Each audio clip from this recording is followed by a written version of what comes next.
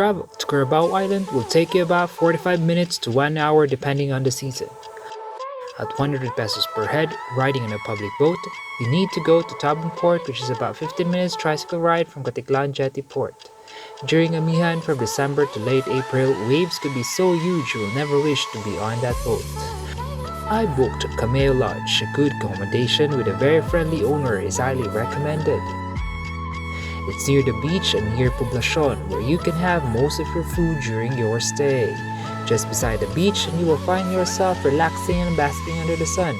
At 500 per head per habal driver, you can get your day tour in the island. Destinations are White Beach in Poblacion, Cathedral Cave,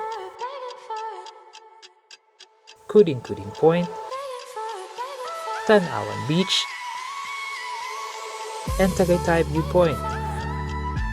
All the tourist spots except White Beach and Poblacion have entrance fees, so better prepare your budget.